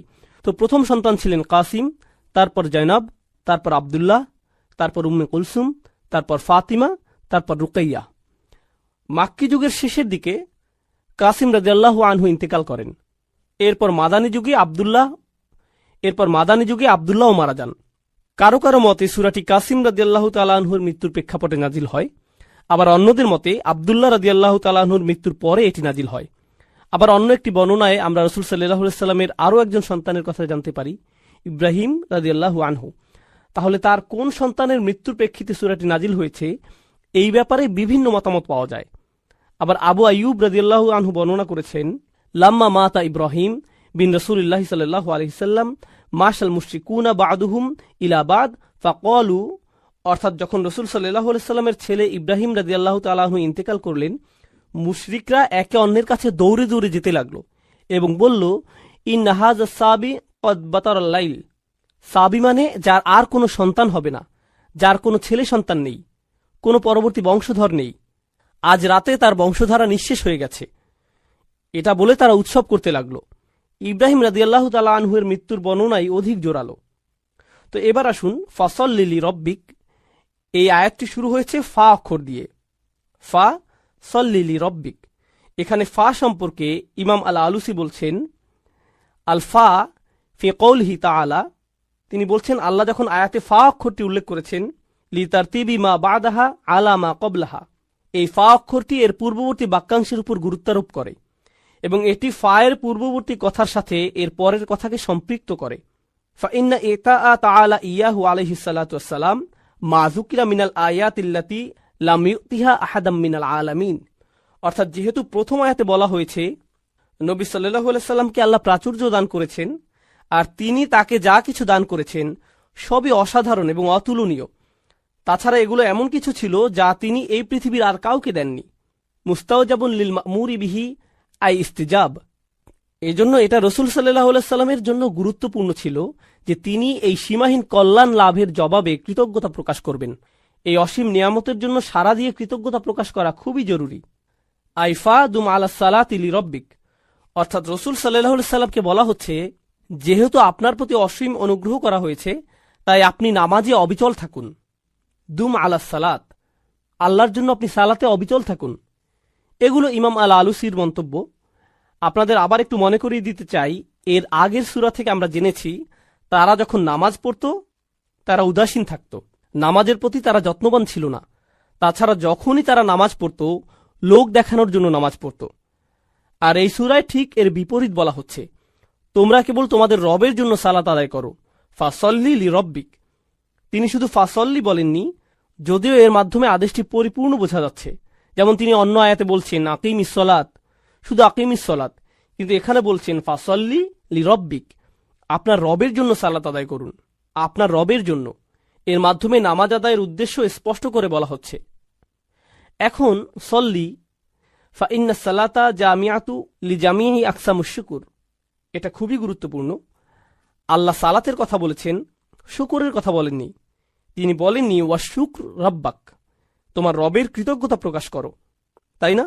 যখন কোনো অনুগ্রহ করা হয় তখন এর জন্য কৃতজ্ঞতা প্রকাশ করা উচিত। তাহলে আমরা বুঝতে পারলাম সালাত হলো জামিয়াতু লি জামিই আকসামুশ শুকুর, অর্থাৎ আল্লাহর প্রতি কৃতজ্ঞতা প্রকাশের পরিপূর্ণ, সর্বোৎকৃষ্ট এবং সর্বশ্রেষ্ঠ উপায় হলো আল্লাহর জন্য সালাত আদায় করা। এই জন্যই আমরা রসুল সাল্লাল্লাহু আলাইহি সাল্লামের জীবনে দেখেছি, যখন ভালো কিছু ঘটত বা কোনো ভালো খবর আসত তিনি কি করতেন? তিনি সাথে সাথে 2 রাকাত নামাজ পড়তেন। এভাবেই তিনি আল্লাহর কৃতজ্ঞতা প্রকাশ করতেন। এবং এটা আমরা আমাদের নিজেদের জীবনেও প্রয়োগ করতে পারি। যখন কোনো ভালো কিছু আমাদের জীবনে আসে, আমরা কোনো সুসংবাদ পাই, সাথে সাথে আমাদের উচিত সর্বোৎকৃষ্ট উপায়ে তার কৃতজ্ঞতা প্রকাশ করা, আল্লাহর জন্য সালাত আদায় করা। আজকের খুতবায় আমি সূরাতুন নাহলের একটি মাত্র আয়াত নিয়ে কথা বলবো। সূরাতুন নাহল কোরআনের 16তম সূরা, আর এটি 72 নম্বর আয়াত। আমি শুরুতেই এর অনুবাদ করছি। আল্লাহু জাআলা লাকুম মিন আনফুসিকুম আজওয়াজা, আর আল্লাহ তোমাদের জন্য তোমাদের থেকে জোড়া সৃষ্টি করেছেন। ওয়া জাআলা লাকুম মিন আজওয়াজিকুম বানিন, এবং তোমাদের যুগল হতে তোমাদের জন্য সন্তান সৃষ্টি করেছেন। ওয়া হাফাদা, এবং যারা তোমাদের সেবায় নিয়োজিত। এর অর্থ নাতি নাতনিও হয়, একটু পরে নিয়ে কথা বলছি। তাহলে এর দ্বারা সন্তান সন্ততি এবং নাতি নাতনিও বোঝায়। ওয়া রাযাকাকুম মিনাত তাইয়্যিবাত, সকল উত্তম ও পবিত্র উৎস থেকে তিনি তোমাদেরকে রিজিক দিয়েছেন। আফাবিল বাতিলি মিনুন, এত সবকিছুর পরেও কি তারা ভিত্তিহীন বাতিল জিনিসের উপর বিশ্বাস করবে? অবিনিয়ামাতিল্লাহি হুম ইয়াকফুরুন, আর আল্লাহর অনুগ্রহকে তারা অস্বীকার করবে। এই আয়াতটি মূলত আল্লাহ আযজা ওয়া জাল্লার পক্ষ থেকে একটা গভীর অর্থপূর্ণ বার্তা। আমি আশা করছি যে কয়েক মিনিট আপনাদের সাথে ব্যয় করব, এই সময়ে অন্তত আমরা আয়াতটির কিছু অংশ নিয়ে আলোচনা করতে পারব, নিশ্চিতভাবে সবকিছু না। কোরআনের বিভিন্ন স্থানে আল্লাহ আমাদের প্রতি তার অনুগ্রহের কথা জানিয়েছেন। তিনি আমাদের চারপাশে যে সুন্দর সুন্দর জিনিসগুলো সৃষ্টি করেছেন, যা আমাদের সেবা দিয়ে যাচ্ছে বা কল্যাণে আসছে, আর আমাদের উচিত এগুলো নিয়ে ভাবা এবং এগুলোর জন্য আল্লাহর নিকট কৃতজ্ঞ হওয়া। স্পষ্টত এই আয়াতের মূল কথাও আল্লাহর প্রতি কৃতজ্ঞ হওয়া, কারণ আয়াতটি শেষ হয়েছে এই কথা বলে অবিনিয়ামাতিল্লাহি হুম ইয়াকফুরুন, যে তারা আল্লাহর অনুগ্রহের প্রতি কৃতজ্ঞ। যদি এখান থেকে একটু পেছনে এসে লক্ষ্য করেন তাহলে বুঝতে পারবেন এই আয়াতে যা কিছু বর্ণিত হয়েছে সবকিছুর জন্য আমার আল্লাহর প্রতি কৃতজ্ঞ হওয়া উচিত। তাহলে স্পাউস, স্বামী এবং স্ত্রী, সন্তান, নাতি নাতনি, নাতি নাতনি ছাড়িয়ে আরও যারা আছে, একটু পরে এ নিয়ে কথা বলছি, আমার জীবনের সকল মানুষের জন্যই আমার কৃতজ্ঞ হওয়া উচিত। এটা তো দেখা যাচ্ছে বিশাল একটা চ্যালেঞ্জ, কারণ একটা আপেলের জন্য কৃতজ্ঞ হওয়া খুব সহজ, একটা গাড়ির জন্য কৃতজ্ঞ হওয়া খুব সহজ, কারণ গাড়িটা আপনি যা চান তাই করে। আবার খাবারের জন্য কৃতজ্ঞ হওয়া অনেক সহজ, কারণ এটি আমাদের সাথে সাথে পুষ্টি যোগায়। আপনার চাকরির জন্য কৃতজ্ঞ হওয়া সহজ, কারণ দিন শেষে আপনি বেতন পাচ্ছেন। কাপড়ের জন্য কৃতজ্ঞ হওয়া সহজ, এটি আমাদেরকে ঢেকে রাখে এবং ক্ষতিকর জিনিস থেকে সুরক্ষা দেয়। তো এমন সব জিনিসের জন্য কৃতজ্ঞ হওয়া খুবই সহজ, যেসব জিনিসের সুবিধা আমি তাৎক্ষণিকভাবে প্রত্যক্ষ করি, কিন্তু আমি বুঝতে পারছি না স্বামী, স্ত্রী, সন্তান এদের জন্য কিভাবে কৃতজ্ঞ হব। মানে বিষয়টা বেশ জটিল আকার ধারণ করতে পারে। সিরিয়াসলি, আপনি তাদেরকে দেখেছেন? তারাও আশীর্বাদ। আপনি আমার বাবাকে চেনেন, উনিও কি আশীর্বাদ? আমার বাচ্চাদের কখনো দেখেছেন তারা কিভাবে আমার সাথে কথা বলে জানেন? তারা আমার জন্য অনুগ্রহ। এদের জন্য আমার কৃতজ্ঞ হওয়া উচিত। আমার জন্য আয়াতের অর্থ বলে দেওয়াটা খুব সহজ। এই যে আল্লাহ চান আমরা যেন কৃতজ্ঞ হই আমাদের স্বামী বা স্ত্রীর জন্য, সন্তানদের জন্য, নাতি নাতনিদের জন্য। প্রসঙ্গত এখানে আরো জটিল এবং মজার একটা ব্যাপার আছে। হাফাদাহ নাতি নাতনি অর্থে ব্যবহৃত হয়। প্রকৃতপক্ষে এটি হাফিদের প্রচলিত বহুবচন। হাফিদ একবচন মানে নাতি, বহুবচন আহফাদ এবং হুফাদা, যার অর্থ নাতি নাতনিরা। আর হাফাদাহ সম্পর্কে আত-তাবারি সহ অনেকে বলেন কুল্লু মান ইউইন ওয়া ইয়াখদিম, অর্থাৎ যারাই আপনার কোনো কাজে এসেছে, যাদের সাহায্য পেয়েছেন আপনার বৈবাহিক আত্মীয়তার কারণে, এমন প্রত্যেকে যারা আপনাকে সাহায্য করেছে বা যাদের সাথে আত্মীয়তার বন্ধনে যুক্ত হয়েছেন বিয়ে করার কারণে, তারাই মূলত হাফাদায়ের অন্তর্ভুক্ত। তাই অনেক আগেই মুজাহিদ শ্বশুরবাড়ির আত্মীয়দের হাফাদায়ের অংশ বলেছেন। তাহলে এই যে কোরআনে শ্বশুরবাড়ির আত্মীয়দের নিয়েও আয়াত আছে, কারো মনে যদি জিজ্ঞাসা থাকে এ নিয়ে, ব্যাপারটা আরো জটিল আকার ধারণ করে। কারণ শ্বশুরবাড়ির আত্মীয়দের নিয়েও আমাদের কৃতজ্ঞ হওয়ার কথা। কি সিরিয়াসলি এই মানুষগুলোর জন্য এত কিছু সহ্য করার পর এদের জন্য কিনা আমাকে কৃতজ্ঞ হওয়া উচিত? এই কারণে যখন আমি বলি আমরা একটি আয়াত পড়তে পারি, অনুবাদ পড়তে পারি এবং সামনে এগিয়ে যেতে পারি, অথবা থেমে গিয়ে বলতে পারি একটু থামুন, কি এটা আমার ব্যাপারে বলছে? এটা নিশ্চয়ই অন্য কারো সম্পর্কে বলছে। তাদের নিশ্চয়ই এমন সন্তানরা আছে যাদের জন্য তাদের কৃতজ্ঞ হওয়া উচিত, কারণ তাদের বাচ্চারা ভালো। তাদের বাচ্চারা আমারগুলোর মতো নয়। তাদের জীবনসঙ্গী নিশ্চয়ই তাদের অনেক প্রশান্তি দেয়, আমার জীবনসঙ্গী নয়। আমারগুলো কেবল আমাকে দুশ্চিন্তা এবং কষ্ট দেয় আর তর্ক করে। তাদের কাছ থেকে শুধু এটাই পাই। তারা তো আমাকে কৃতজ্ঞ হওয়ার কোনো কারণই দেয় না। ওরা সহজে কৃতজ্ঞ হতে পারে কারণ ওরা আল্লাহর নিয়ামত পেয়েছে, কিন্তু আমার পক্ষে তো এই পরিবারের জন্য কৃতজ্ঞ হওয়া সম্ভব না। আমার জীবনে তো তাদের মতো শান্তি নেই। আল্লাহ এখানে এরকম কোনো ব্যতিক্রম তৈরি করেননি। প্রসঙ্গত তোমাদের যাদের ভালো সন্তান, ভালো নাতি নাতনি, চমৎকার শ্বশুরবাড়ি এবং অসাধারণ স্ত্রী আছে, তাদের উচিত কৃতজ্ঞ হওয়া। বাকিরা অনলাইনে অভিযোগ করতে পারো আর এই নিয়ে মিম বানাতে পারো। না, এভাবে কোনো পার্থক্য করা হয়নি। এটা সবার জন্য বলা হয়েছে। আমরা যদি ব্যাপারটা নিয়ে আরেকটু গভীরভাবে চিন্তা করি, নবীদের জীবনী অধ্যয়ন করলে আমরা দেখব অনেক নবীদের স্ত্রীরাই তাদেরকে কষ্ট দিয়েছেন। যেমন নূহ আলাইহিসসালাম, লূত আলাইহিসসালাম। কিছু নবীদের সন্তানেরা তাদের কষ্ট দিয়েছেন, যেমন নূহ আলাইহিসসালাম, ইয়াকুব আলাইহিসসালাম, তাদের সন্তানেরা কষ্ট দিয়েছেন। ইব্রাহিম আলাইহিসসালাম আশঙ্কায় ছিলেন যে তার নাতিরা বা ভবিষ্যৎ প্রজন্ম শিরকে লিপ্ত হবে, আর এটাই সত্য হয়েছিল ইব্রাহিম আলাইহিসসালামের বংশধরদের নিকট থেকে। তো এগুলো সবই বাস্তবতা। আল্লাহর চাইতে বাস্তবতা সম্পর্কে বেশি কেউ জানে না। আর সেই রবই এই আয়াতের শেষে আমাদের কৃতজ্ঞতা প্রকাশ করতে বলেছেন। তাই আজকের খুতবায় প্রথমে আমি আপনাদের কাছে ধাঁধার মতো প্রায় ব্যাপারটা বর্ণনা করতে চাচ্ছি, কিভাবে আমরা এর সমাধান করব বা কিভাবে আমরা এর প্রকৃত অর্থ বুঝব। কারণ আল্লাহ আজ্জা ওয়া জাল্লা আমাদের আদেশ করছেন বা তিনি মূলত অভিযোগ করছেন যে আফালা ইয়াতাদাব্বারুনাল কুরআন আম আলা কুলুবিন আকফালুহা, তারা কি কোরআন নিয়ে গভীরভাবে চিন্তা করে না, নাকি তাদের অন্তরে নিজস্ব তালা পড়ে গেছে যে যদি আল্লাহ যা বলেছেন তা নিয়ে চিন্তা করতে অপারগতা জানাই এবং গভীরভাবে না ভাবি, তাহলে সম্ভবত আমার অন্তরে হয়তো এখনো কোনো তালা পড়ে আছে। হয়তো আমি মন দিয়ে বিষয়টা ভাবছি না, নিজের জীবনে এর বাস্তব প্রয়োগ ঘটাচ্ছি না, ফলে এর গভীর অর্থ আমি বুঝতে পারছি না। আমি দোয়া করছি আমরা তার আয়াত নিয়ে গভীরভাবে চিন্তা করার সময় তিনি যেন আমাদের সবার অন্তরের তালা খুলে দেন। এখন আসুন আমরা আবার আয়াতে ফিরে যাই, এর শেষাংশে একটু মনোযোগ দেই। তিনি বলেছেন আফা বিল বাতিলি ইউমিনুন ওয়া বিনিআমাতিল্লাহি হুম ইয়াকফুরুন, তারা কি মিথ্যায় বিশ্বাস করবে? আশ্চর্যজনক একটা বাক্য, তারা কি মিথ্যায় বিশ্বাস করবে? এমন আয়াতের ক্ষেত্রে আপনি কল্পনা করতেন যদি আয়াতের শুরুটা শিরক বা মিথ্যা প্রভু নিয়ে হতো এবং বলা হতো যে তারা আল্লাহ ছাড়া অন্য কারো ইবাদত করে, এরপর তারা বাতিলে বিশ্বাস করে। এমন একটি জায়গায় আলোচনাটি যথোপযুক্ত ছিল, কিন্তু আলোচনাটি এরকম নয়। কথাটা এমন ছিল যে তিনি তোমাদের মধ্য থেকে তোমাদেরকে দিয়েছেন স্ত্রী, সন্তান, নাতি নাতনি, শ্বশুরবাড়ি, বড় পরিবার এবং যারা তোমাদের সহযোগিতা করে এসব, এবং তারপর বলা হলো এরপরও কি তারা বাতিলকে বিশ্বাস করবে? সুবহানাল্লাহ, এ কথাটা এখানে কেন? তো আরেকটা ধাঁধা, আমি একটা ধাঁধার উপর আরেকটা ধাঁধা যোগ করছি, তাই না? তারা কি মিথ্যায় বিশ্বাস করবে? এখানে মিথ্যার বিপরীত হলো সত্য, তাই না? আফাবিল বাতিলি ইউমিনুন অবিল হাক্কি হুম ইয়াকফুরুন, তারা কি মিথ্যায় বিশ্বাস করবে আর সত্যকে অস্বীকার করবে? কারণ মিথ্যার বিপরীত হলো সত্য। কিন্তু আল্লাহ সত্য শব্দটি বলেননি, বরং তিনি বলছেন আল্লাহর অনুগ্রহ। তিনি আল্লাহর অনুগ্রহ বলছেন এর পরিবর্তে। আর যদি আপনি আল্লাহর অনুগ্রহ শব্দটির বিপরীত শব্দ নেন নাকবা, তখন এর অর্থ দাঁড়াবে তারা কি কাঠিন্যতায় বিশ্বাস করবে? তারা কি এমন জিনিসের উপর ঈমান আনবে যা তাদেরকে কষ্ট দেয়, মাসায়েব? আর তারা কি আল্লাহর অনুগ্রহ অস্বীকার করবে? হয় আপনি সত্যের বিপরীতে মিথ্যা বলবেন, না হয় অনুগ্রহের বিপরীতে কষ্ট। অথচ আল্লাহ কিন্তু এভাবে বলেননি, তিনি এগুলোকে একত্রিত করেছেন। আর আয়াতের মূল অর্থ বোঝার জন্য আমরা এখান থেকেই শুরু করব। সচরাচর ভাষা ব্যবহারে আমরা কোনো শব্দের সরাসরি বিপরীত শব্দ ব্যবহার করি। দিন রাত, ভালো মন্দ, এগুলো সরাসরি বিপরীত। কিন্তু কোরআনে আল্লাহ মাঝে মাঝে একটু জটিল বিপরীত ব্যবহার করেন। তিনি এভাবে বলেন না যে এর বিপরীত বি। তিনি বিপরীত বোঝাতে এমন ভিন্ন আঙ্গিকে আমাদের চিন্তা করান যা একমাত্র তিনিই পারেন। এখানে আল্লাহ আপনাকে আমাকে শেখাচ্ছেন যে এ আয়াতে মিথ্যার বিপরীত হল আল্লাহর অনুগ্রহ, সত্য নয়। আর আল্লাহর অনুগ্রহ মূলত সত্যের বিকল্প হিসাবে ব্যবহৃত হয়। এই ধারণাটি খুবই শক্তিশালী।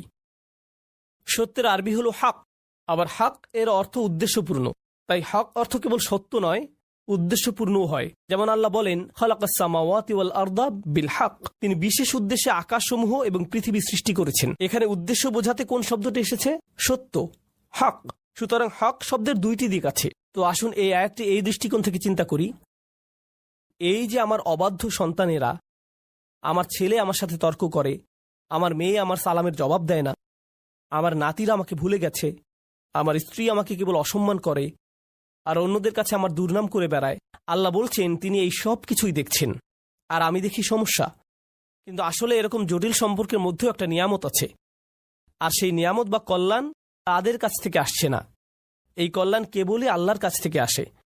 তাদের কাছ থেকে শুধু কষ্ট আসে, কিন্তু সেই কষ্টের পেছনে যে প্রজ্ঞা, যে কল্যাণ আছে, তা শুধুমাত্র আল্লাহর পক্ষ থেকেই আসে। তাই আল্লাহ বলেননি অবিনিয়ামাতি হুম ইয়াকফুরুন, তিনি বলেছেন অবিনিয়ামাতিল্লাহি হুম ইয়াকফুরুন। তিনি নিয়ামাকে তার নিজের সাথে সম্পৃক্ত করেছেন। তিনি নিয়ামতকে যুক্ত করেননি তাদের সাথে, করেছেন নিজের সাথে। তাই আমরা এখন গভীরভাবে চিন্তা শুরু করা উচিত। পরিবারের ভেতর যত ঝামেলাপূর্ণ কথাবার্তা হয়, যত ঝামেলাপূর্ণ পরিস্থিতি আমাকে মোকাবেলা করতে হয়, সবগুলো নিয়ে। তাই আমরা একটু পেছনে সরে এসে আমাদের দৃষ্টিভঙ্গি বদলাবো নিজেদের পরিবার নিয়ে। কারণ এই আয়াতটি আমাদের বৃহত্তর পরিবার সম্পর্কেই। মূলত বেশিরভাগ মানুষের ক্ষেত্রেই যদি জীবনের কিছু নিয়ে অভিযোগ করার থাকে, অর্থনৈতিক বা স্বাস্থ্যগত ব্যাপার ছাড়া যদি তাদের জীবনে কোনো মানুষ নিয়ে অভিযোগ করার থাকে, সেই মানুষটি সম্ভবত নিজ পরিবারের কেউ। জীবনের অধিকাংশ নাটকের অবস্থান এখানে। জীবনের সকল চাপের উৎপত্তি এখান থেকেই। ফোন আসলে ফোনের কাছে যাবার আগেই আপনি বলে ওঠেন, আল্লাহ তার কল যেন না হয়। মনোবল শক্ত করে নিচ্ছেন আগে থেকেই। অথবা কোনো বিয়েতে বা অনুষ্ঠানে গিয়ে আপনি ভালো সময় কাটাচ্ছেন, হঠাৎ আপনার স্ত্রী আপনার দিকে তাকালো বা আপনি তার দিকে তাকালেন। স্ত্রী ভাবতে লাগলো, ওহো আজকে আমার খবর আছে। বাড়ি ফেরার জন্য গাড়িতে ওঠা মাত্রই তিনি বকাঝকা শুরু করবেন, পরিস্থিতি ভালো মনে হচ্ছে না। পরবর্তী ঝগড়া শুরু হওয়ার আগেই যেন দাঁতে দাঁত চেপে প্রস্তুতি নেওয়া শুরু করলেন। জানেন, সম্ভবত ব্যাপারটাকে অন্য দৃষ্টিকোণ থেকেও দেখা যায়। সম্প্রতি আমাকে একজন একটা প্রশ্ন করেছেন। আজকের আয়াতটি ভালোভাবে বোঝার জন্য এটি একটা উদাহরণ হতে পারে। মা আর মেয়ের মধ্যে ফোনে কথা হচ্ছে।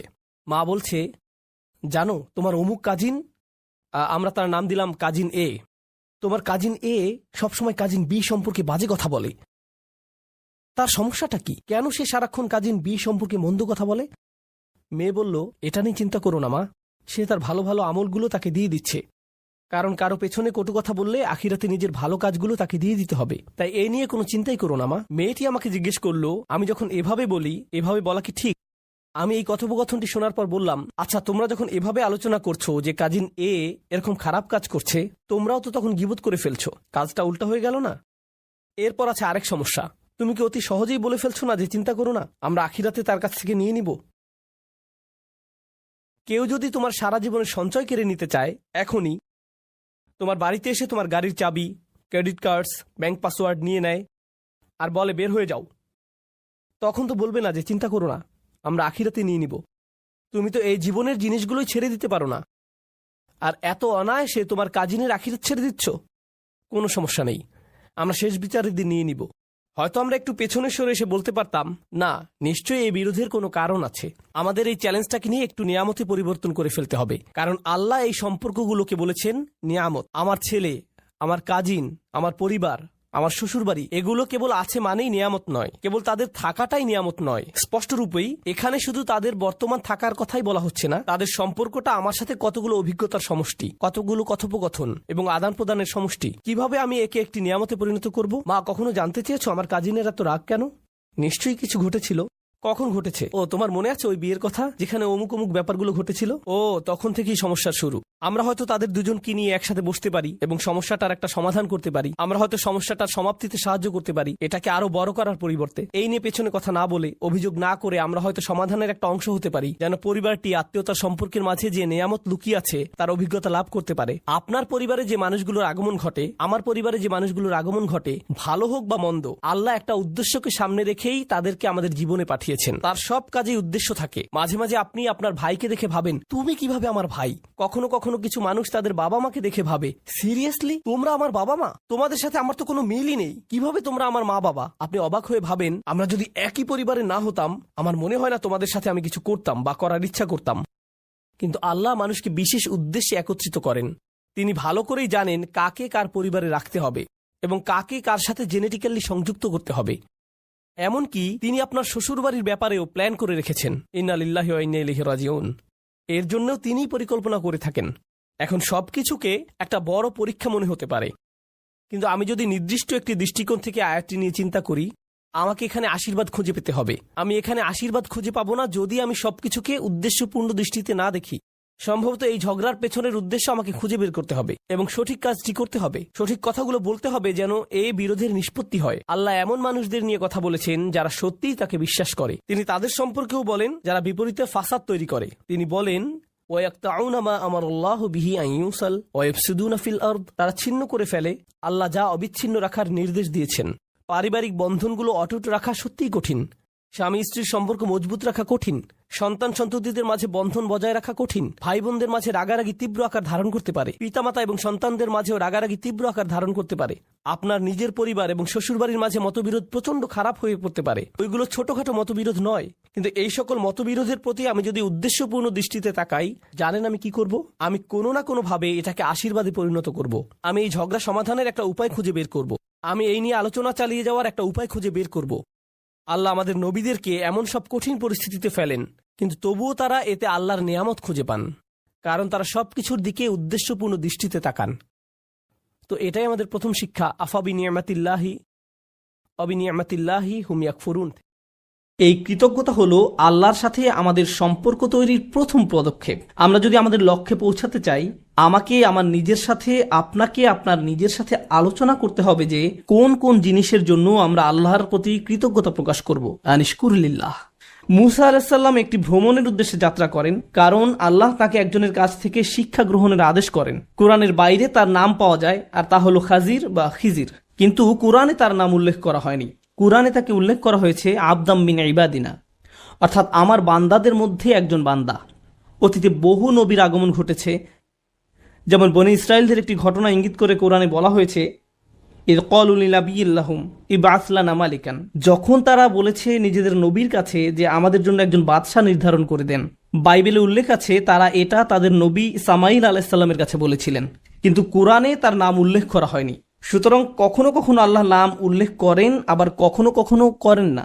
আমাদের প্রায় সকল আলেমদের মতে লোকমান নবী ছিলেন না, তাকে নবী হিসেবে বিবেচনা করা হয় না, তথাপি তার নাম উল্লেখ করা হয়েছে কোরআনে। প্রথমে যে বিষয়টি এখানে লক্ষণীয় তা হলো আল্লাহ এই ব্যক্তির নাম উল্লেখ করার মাধ্যমে তাকে বিশেষ মর্যাদা দিয়েছেন।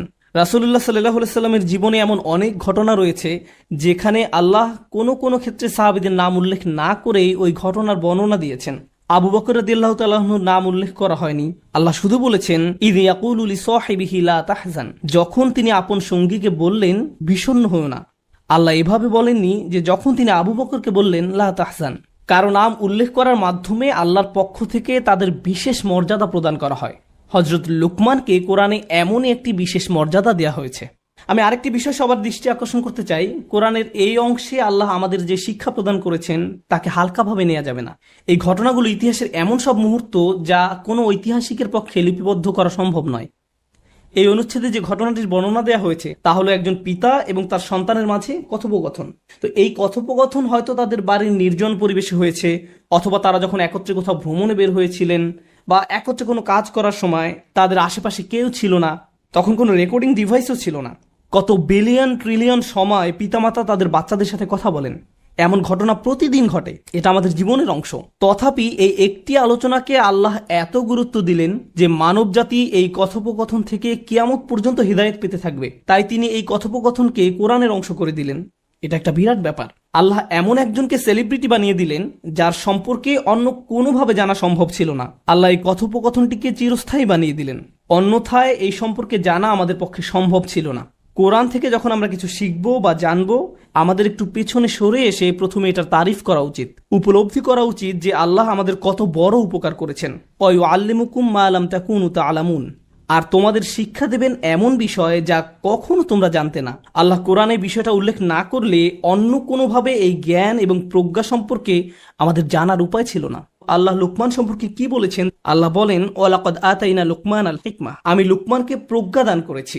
এই আয়াতের কিছু অংশ আমি সংক্ষেপে ব্যাখ্যা করব, আর কিছু অংশ বিস্তারিত ব্যাখ্যা করব। একটি বা দুইটি প্রসঙ্গ নিয়ে কথা বলবো। যদি সম্পূর্ণ আয়াত নিয়ে কথা বলতে যাই তাহলে আমাদেরকে এখানে অনেক বেশি সময় থাকতে হবে। যাই হোক, আল্লাহ বলেছেন তিনি তাকে প্রজ্ঞা দান করেছেন। আরবি ভাষায় প্রজ্ঞা বলতে আসলে কি বোঝায়? আল ইলমুন নাফিউন ওয়াল আমালু বিহি, অর্থাৎ এমন উপকারী জ্ঞান যা অনুযায়ী কাজ করা হয়। তাই আপনার অনেক জ্ঞান থাকার মানে এই নয় যে আপনার অনেক প্রজ্ঞাও রয়েছে। এর মানে হলো আপনার অনেক ইলম রয়েছে, প্রজ্ঞা নয়। প্রজ্ঞা বলতে আসলে অন্য কিছু বোঝায়। প্রজ্ঞা বলতে এটাও বোঝায় না যে আপনি যখন অনেক কবিতার উদ্ধৃতি দিতে পারেন বা এমন জ্ঞানগর্ভ কথা বলেন যা শুনে লোকজন বলে উঠে বাহ। ক্লাসিক্যাল আরবির সংজ্ঞা অনুযায়ী হিকমা বলতে এটা বোঝায় না। হিকমা বা প্রজ্ঞা হলো সত্যটাকে গভীরভাবে জানা এবং সে অনুযায়ী জীবনযাপন করা। অতীতের মানুষ হিকমা বলতে এটাই বুঝতেন। ইমাম শাফি রহমতুল্লাহ আলাই, ওয়ায়ুআল্লিমুহুমুল কিতাব ওয়াল হিকমা, তিনি তাদেরকে বই এবং হিকমা শিক্ষাদান করেছেন। তিনি এই আয়াতে হিকমা বলতে রাসূল সাল্লাল্লাহু আলাইহি ওয়াসাল্লামের সুন্নাহকে বোঝাতেন, কারণ সুন্নাহ হলো কোরআনের জ্ঞানের বাস্তব প্রয়োগ। তাই তিনি এই কানেকশনটি সহজেই বুঝতে পারলেন, আর তাই তার মতে হিকমা হলো সুন্নাহ। যাই হোক, আল্লাহ বলেন আমি লোকমানকে প্রজ্ঞা দান করেছি। তার যে শুধু জ্ঞান ছিল তা নয়, তিনি সে অনুযায়ী তার জীবনও পরিচালনা করতেন। এরপর আল্লাহ এই মানুষটির সম্পূর্ণ জীবনের একটি সারাংশ তুলে ধরেন। অর্থাৎ একজন মানুষের উপকারী জ্ঞান থাকার মানে কি? এই সব কিছুর সারাংশ হল আনিশকুর লিল্লাহ, আল্লাহর প্রতি কৃতজ্ঞ হও। আরবি বাক্যের ধরন অনুযায়ী বাক্যটি এমন হওয়ার কথা ছিল, ওয়ালাকাদ আতাইনা লুকমান আল হিকমা আন ইয়াশকুরা লিল্লাহ, কিন্তু এখানে আনিশকুর লিল্লাহ বলে আমর বা আদেশের দিকে তাৎক্ষণিক প্রত্যাবর্তন করা হয়েছে, আল্লাহর প্রতি কৃতজ্ঞ হও। যেন এখানে একটি আদেশ দেওয়া হয়েছে। অর্থাৎ লোকমান এমন একটি জীবন অতিবাহিত করেছেন যেখানে তিনি বারবার নিজেকেই নিজে বলেছেন আল্লাহর প্রতি কৃতজ্ঞ হও, আল্লাহর প্রতি কৃতজ্ঞ হও। আল্লাহ তাকে এমন প্রজ্ঞা দিয়েছেন যে তিনি নিজেই নিজেকে বলতেন আল্লাহর প্রতি কৃতজ্ঞ হও। বাক্যটি আদেশ সূচক। যারা নাহু জানেন তাদের জন্য বলছি, এটা গুরুত্বপূর্ণ। কেননা আমরা জীবনে এমন পরিস্থিতিতে পড়তে পারি যখন আমরা শুধু আমাদের সামনের সমস্যাগুলোর দিকেই তাকাবো। আল্লাহ বলেন লাকাদ খালাকনাল ইনসানা ফি কাবাদ, আল্লাহ মানুষকে সমস্যা, চাপ, হতাশা, উদ্বেগের মধ্যে নিমজ্জিত করেই সৃষ্টি করেছেন। আমাদের চারপাশ সমস্যায় পরিপূর্ণ। আর যখন আমরা এরকম সমস্যায় পড়ি তখন আমাদের সম্মুখের নেতিবাচক বিষয়গুলো নিয়ে আমরা আচ্ছন্ন হয়ে পড়ি। ঠিক সে সময় কৃতজ্ঞ হওয়ার মতো কোনো কিছু আমরা খুঁজেই পাই না, এটা অসম্ভব হয়ে পড়ে। নেতিবাচক বিষয়গুলো নিয়ে আচ্ছন্ন থেকে একই সময়ে আপনার পক্ষে কৃতজ্ঞ হওয়া একেবারে অসম্ভব। এই দুইটা বিষয় একসাথে অবস্থান করতে পারে না। আপনি কেবল তখনই কৃতজ্ঞ হন যখন আপনার জীবনে ভালো কিছু ঘটে, বা আপনি বুঝতে পারছেন যে ভালো কিছু ঘটতে যাচ্ছে। যেমন কেউ কিছু উপহার দিলে বলেন ধন্যবাদ, সহজ বিষয়, কঠিন কিছু না। তো লুকমান আলাইহিস সালাম সবসময় নিজেকে এভাবে বুঝাতেন যে আমার চারপাশের পরিবেশ পরিস্থিতি যাই হোক না কেন, আমাকে আমার জীবনের দিকে তাকিয়ে দেখতে হবে এই মুহূর্তে আমি কোন জিনিসের জন্য কৃতজ্ঞ থাকব। আল্লাহ আযজা ওয়া জাল্লা আমাদের বলছেন ইন্নাল ইনসানা লাযালুমুন কাফফার, নিশ্চয়ই মানুষ অত্যন্ত অন্যায়কারী, অকৃতজ্ঞ। কোন দিক থেকে আমরা চরম অকৃতজ্ঞ? আমরা সর্বাবস্থায় অভিযোগ করার কোনো না কোনো একটা কারণ খুঁজে পাই সব সময়। কেউ যদি জিজ্ঞেস করে ভাই কি নিয়ে চিন্তা করছেন এখন? না না ভাই কিছু নিয়ে চিন্তা করছি না, সব ঠিক আছে। আর সমস্যা নেই, আপনি আমাকে বলতে পারেন। ঠিক আছে শোনো তাহলে, বর্তমানে আমি অমুক অমুক অমুক অমুক সমস্যা জর্জরিত। এভাবে আপনার সমস্যাগুলোর একটা বিশাল লিস্ট ধরিয়ে দিবেন তাকে। যেমন এখানকার পরিবেশ মারাত্মক গরম, আমি ক্যালিফোর্নিয়াতে বাস করতাম, এখন টেক্সাসের আবহাওয়া খুবই গরম, টাকার সমস্যা, স্বাস্থ্যকেন্দ্রিক সমস্যা, ব্যক্তিগত সমস্যা, শিক্ষা চাকরি এই নিয়ে সমস্যা, এভাবে নানান রকমের সমস্যার কথা আমরা তুলে ধরি। এভাবে চিন্তা না করে আপনি যদি একটু থেমে নিজেকে প্রশ্ন করেন এই মুহূর্তে আমি কোন কোন বিষয়ের জন্য কৃতজ্ঞ থাকতে পারি। এটা আসলে কঠিন একটা অনুশীলন। আমি এই মুহূর্তে কিছুই চিন্তা করতে পারছি না। ইসলাম সম্পর্কে আপনার যতই জ্ঞান থাকুক না কেন, আপনার যত বড় দাড়ি থাকুক না কেন, বা আপনি যত শক্ত হিজাবই পরিধান করেন না কেন, এই কৃতজ্ঞ হওয়ার সাথে আমাদের বাহ্যিক ইসলামের কোনো সম্পর্ক নেই। এর সম্পর্ক আমাদের অন্তরের সাথে। আমি আপনি হয়তো কোরআনে হাফিজ হতে পারি, আমাদের সারা দুনিয়ার সকল জ্ঞান থাকতে পারে, কিন্তু সব সময় নেগেটিভ চিন্তা করার কারণে অন্তর থেকে কৃতজ্ঞতা বোধ হারিয়ে যেতে পারে। চলুন শুকর শব্দটি নিয়ে গভীরভাবে বোঝার চেষ্টা করি। শুকর হামদের চেয়ে ভিন্ন। কোরআন শুরু হয়েছে আলহামদুলিল্লাহ দিয়ে। হামদ শব্দটি দিয়ে দুটি বিষয় বোঝায়, বিষয়টি মনে রাখুন। আমি জানি খুতবায় আমি অনেক কিছু বলি, তার থেকে কিছু বিষয় এখান থেকে চলে যাওয়ার পরেও মনে রাখুন। সেরকম একটা বিষয় হলো, হামদ দিয়ে দুটি বিষয় বোঝায়, প্রশংসা এবং কৃতজ্ঞতা। প্রশংসা এবং কৃতজ্ঞতা এর মানে কি? আপনি যখন পাশ দিয়ে একটি সুন্দর গাড়ি চলে যেতে দেখেন, হয়তো বলে ওঠেন গাড়িটা অনেক সুন্দর। আপনি তো আর গাড়িটার প্রতি কৃতজ্ঞতা প্রকাশ করেন না, আপনি শুধু গাড়িটার প্রশংসা করেন। কিন্তু কেউ যদি আপনাকে সুন্দর একটি গাড়ি উপহার দেয়, তখন কি করেন? তাকে বলেন থ্যাংক ইউ। এর নাম কৃতজ্ঞতা। কখনো কখনো আপনি কৃতজ্ঞ হওয়া ছাড়াও প্রশংসা করতে পারেন, আবার কখনো কখনো আপনি প্রশংসা না করেই কৃতজ্ঞতা প্রকাশ করতে পারেন। এরকমও ঘটে। যেমন ইব্রাহিম আলাইসাল্লাম তার পিতার প্রতি কৃতজ্ঞ ছিলেন, যেহেতু তার পিতা তাকে বড় করেছেন, কিন্তু তার বাবার প্রশংসা করতে যাবেন না, কেননা তার বাবা মূর্তি তৈরি করতেন। প্রশংসা না করেই তার প্রতি কৃতজ্ঞ থাকতে পারেন। মুসা আলাইসাল্লাম ফেরাউনের প্রতি কৃতজ্ঞ ছিলেন, যেহেতু ফেরাউনের ঘরে তিনি বড় হয়েছেন, কিন্তু তার মানে এই নয় যে তিনি ফেরাউনের প্রশংসা করতে যাবেন। যেমন কখনো কাউকে যদি ধন্যবাদ জানান, সে চায় আপনি তার প্রশংসাও করবেন, কিন্তু আল্লাহর সাথে ব্যাপারটা ভিন্ন। আল্লাহর সাথে প্রশংসা এবং কৃতজ্ঞতা সবসময় একত্রে ব্যবহৃত হয়। কিন্তু আজকের আলোচ্য আয়াতগুলো আসলে প্রশংসা সম্পর্কে নয়, কারণ এখানে আনিহমাদ লিল্লাহ বলা হয়নি। খেয়াল করেছেন তো? এখানে বলা হয়েছে আনিশকুর লিল্লাহ, শুধু কৃতজ্ঞতা, জাস্ট কৃতজ্ঞ হওয়া। আমরা আল্লাহর প্রশংসার দিকে যাচ্ছি না। যখন কৃতজ্ঞতা এবং প্রশংসা একত্রিত হয়, তখন আমরা বলি হামদ। এটা আসলে হামদের পূর্বের ধারণা। এই কৃতজ্ঞতা হলো আল্লাহর সাথে আমাদের সম্পর্ক তৈরির প্রথম পদক্ষেপ। আমরা যদি আমাদের লক্ষ্যে পৌঁছাতে চাই, আমাকে আমার নিজের সাথে, আপনাকে আপনার নিজের সাথে আলোচনা করতে হবে যে কোন কোন জিনিসের জন্য আমরা আল্লাহর প্রতি কৃতজ্ঞতা প্রকাশ করব। আনিশকুর লিল্লাহ। আমি আপনাদের পূর্বেই বলেছিলাম, প্রজ্ঞা মানে শুধু উপকারী জ্ঞান নয়, এটা শুধু উচ্চমানের চিন্তার নাম নয়। এর সম্পর্ক জ্ঞান অনুযায়ী আপনার আচরণ কতটুকু পরিবর্তিত হচ্ছে তার সাথে সম্পর্কযুক্ত। আপনারা সম্ভবত এই কথাটি বহুবার শুনেছেন, গ্লাস কি অর্ধেক খালি নাকি অর্ধেক পূর্ণ? যে সবসময় আল্লাহর প্রশংসা করে, সে অর্ধেক পানি পেয়েই আল্লাহর প্রশংসা করবে। আর যে অকৃতজ্ঞ, সে বলবে গ্লাসটি কেন পরিপূর্ণ না, পানি কেন ঠান্ডা নয়, কেন এই রুমটি এত গরম। অসম্পূর্ণতা নিয়ে সব অভিযোগ। যে আল্লাহর প্রতি কৃতজ্ঞ নয়, তার মনোভঙ্গি এমনই, সে এমন আচরণই রপ্ত করে। তারপর আল্লাহ বলেন, তিনি বলেন ওমা ইয়াশকুর ফা ইন্নামা ইয়াশকুরু লিনাফসিহি, যে কৃতজ্ঞতা প্রকাশ করে, অর্থাৎ শুধু লোকমান আলাইহিসসালাম নয়, যে কেউ কৃতজ্ঞতা প্রকাশ করে সে তা নিজের কল্যাণেই করে। হয় আমি সবসময় লোভী এবং অসুখী, যেমন আমি আমার সম্পর্কগুলো নিয়ে অসুখী, আমার সন্তানদের নিয়ে অসুখী, আমার পিতামাতাকে নিয়ে অসুখী, বন্ধুদের নিয়ে অসুখী, চাকরি নিয়ে অসন্তুষ্ট, যে জামা কাপড়গুলো পরিধান করি তা নিয়ে অসন্তুষ্ট, আমার চেহারা নিয়ে অসন্তুষ্ট, পড়ালেখা নিয়ে অসন্তুষ্ট, আমার সম্পর্কে মানুষের মতামত নিয়ে আমি অসন্তুষ্ট। এভাবে সব সময় আমি কিছু না কিছু নিয়ে অসন্তুষ্ট থাকি। আমি এমনই। আপনার অবস্থা যদি এমন হয়, আপনি সারাক্ষণ যদি বিভিন্ন জিনিস কামনা করতে থাকেন, এই আয়াতটি আমাদের শিক্ষা দিচ্ছে যে আপনি এর মাধ্যমে আসলে নিজেকেই কষ্ট দিচ্ছেন। আপনি নেগেটিভ চিন্তার মাঝে নিজেকে ডুবিয়ে রাখছেন, আর এটা আপনাকে অসার, নিস্তেজ বানিয়ে ফেলছে। প্রকৃতপক্ষে কৃতজ্ঞতার জিন্দেগি পরিত্রাণ নিয়ে আসে। এটা আপনাকে নেগেটিভ চিন্তা থেকে মুক্তি দান করে, ফলে আপনি অনেক বেশি কর্মক্ষম থাকেন, সক্রিয় থাকেন। কৃতজ্ঞতা আপনাকে মানসিক শক্তি দান করে, আশাবাদী করে তোলে, উজ্জীবিত করে তোলে। আপনি এমন সব কাজ করতে পারেন যা অন্যথায় সম্ভব হতো না। আমার অভিজ্ঞতা হলো, আশা করি আপনাদের অভিজ্ঞতা এমন নয়, দুর্ভাগ্যক্রমে মুসলিম উম্মাহ হিসেবে আমরা নেতিবাচক চিন্তায় আসক্ত হয়ে পড়েছি। আমরা নেতিবাচকতায় এমন আসক্ত যে কাউকে উম্মার জন্য কিছু করতে দেখলে বলি, কি লাভ এসব করে, কোনো কিছুরই পরিবর্তন হবে না। তার কাজে ভালো কিছু দেখার পরিবর্তে আমরা বলি, আরে ভাই, এতে কোনো লাভ হবে না, কোনো লাভ হবে না, অমুক অমুক সমস্যাগুলোর তো কোনো সমাধান হয়নি। ফিরে আসো, আমাদের সাথে নেগেটিভ ক্লাবে যোগ দাও। তুমি এত পজিটিভ চিন্তা কেন করো? অর্থাৎ কাউকে পজিটিভ দেখলে আমাদের কেমন যেন একটা গা জ্বলা করে। জিনিসটা তো এরকম হওয়ার কথা নয়, কেন আমরা তাকে আবার নেগেটিভ জগতে ফিরিয়ে আনছি না? দুঃখজনকভাবে কখনো কখনো এই মনোভাব এমন মানুষদের মাঝে দেখা যায় যাদেরকে আমরা অনুসরণ করি, যেমন পিতামাতা। যখন একজন পিতা সবসময় নেতিবাচক চিন্তা করেন, যখন মা সবসময় নেগেটিভ চিন্তায় ডুবে থাকেন, কিভাবে সেই পরিবারে কৃতজ্ঞ ছেলে মেয়ে বেড়ে উঠবে? তারা যদি আপনাকে সবসময় অভিযোগ করতে দেখে, সব সময় আপনাকে দুঃখ ভারাক্রান্ত দেখে, আপনার বাচ্চারা যদি আপনাকে কখনো কোনো কিছুর জন্য কৃতজ্ঞ হতে না দেখে, কার কাছ থেকে তারা কৃতজ্ঞতা শিখবে? এমন অনেক মুসলিম আমার কাছে আসে যারা নিজেদের ধার্মিক মুসলিম হিসেবে পরিচয় প্রদান করে না। আমি আপনার কিছু ভিডিও দেখেছি, কিন্তু আমি আসলে কখনো মসজিদে যাই না। আমি তখন জিজ্ঞেস করলাম যে কেন আপনি নিজেকে ধার্মিক মুসলিম হিসেবে পরিচয় দেন না? নিজেকে ধার্মিক মুসলিম সমাজের অংশ মনে করতে আপনার দ্বিধা কেন? উত্তরে তারা কি বলে জানেন?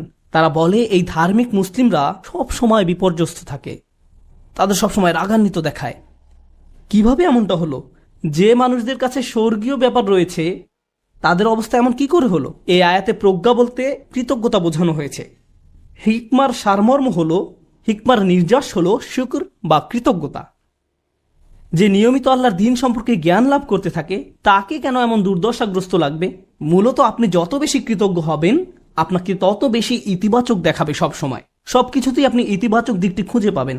এমনকি যখন আমরা দুঃখ ভারাক্রান্ত হয়ে পড়ি তখন আমরা নিজেদের এই বলে প্রবোধ দেব যে আমি এই মুহূর্তে কোন কোন বিষয়ের জন্য কৃতজ্ঞ থাকতে পারি।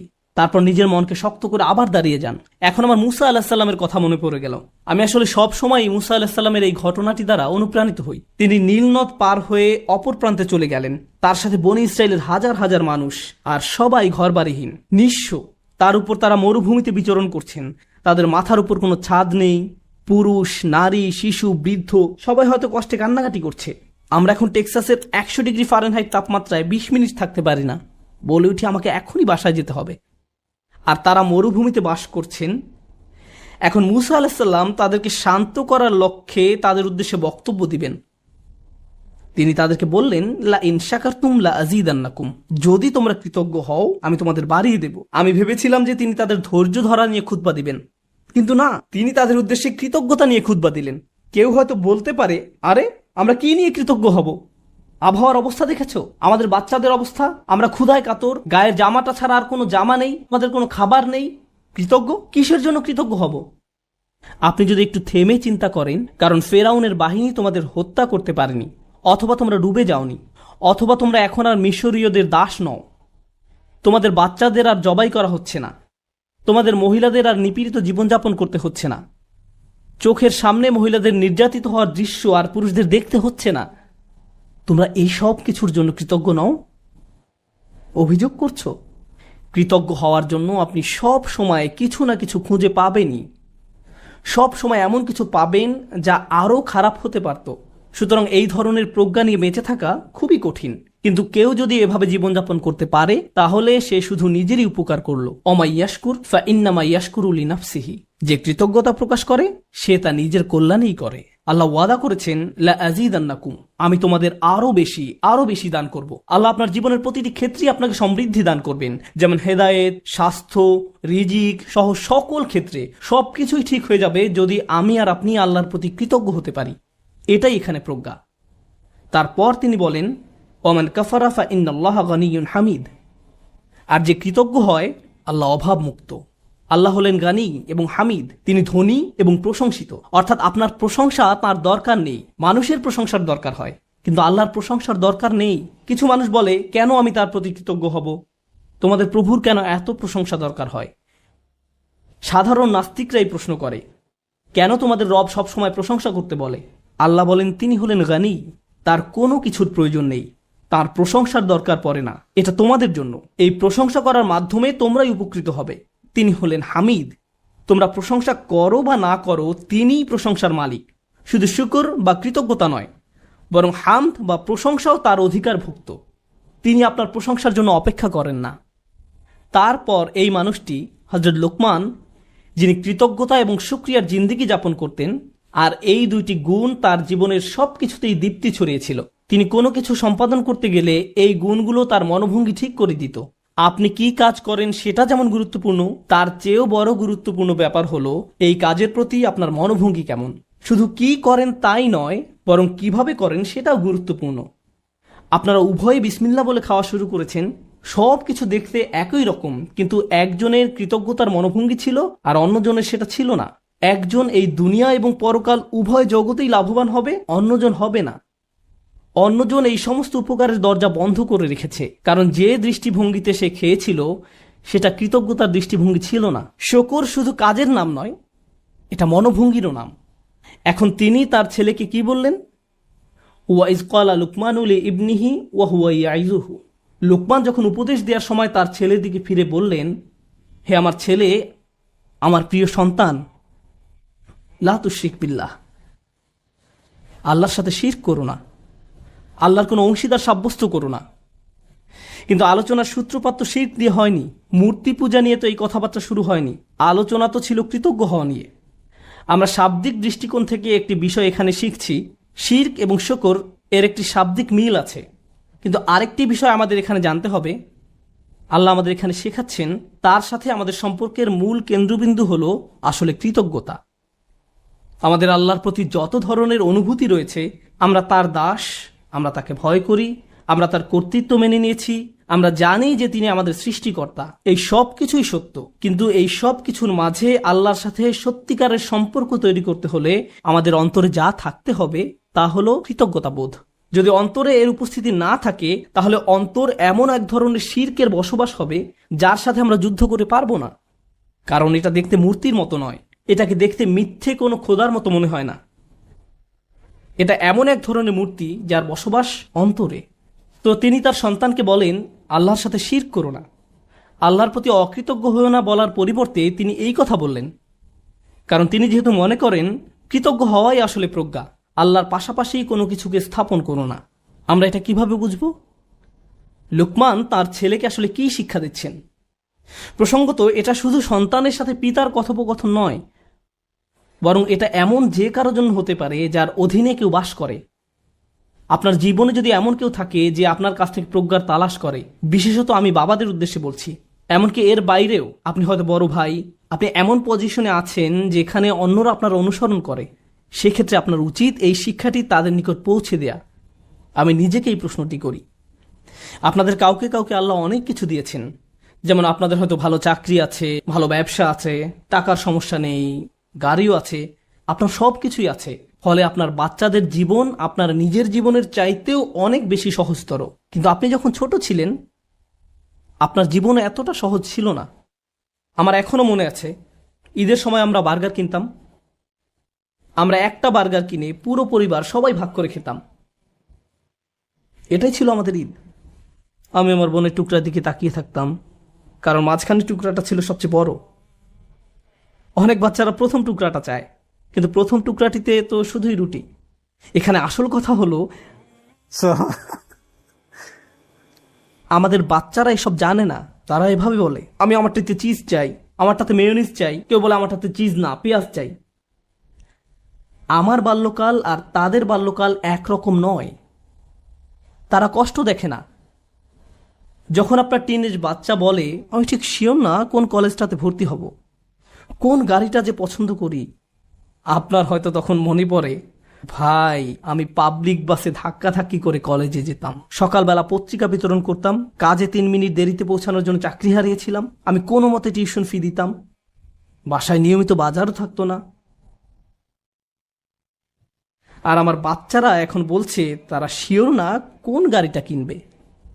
আপনার মন চাচ্ছে দেয়ালে নিজের মাথা ফাটাতে, কারণ আমাদের বাচ্চারা মনে করে তাদের তো এমনিতেই সবকিছু পাওয়ার কথা।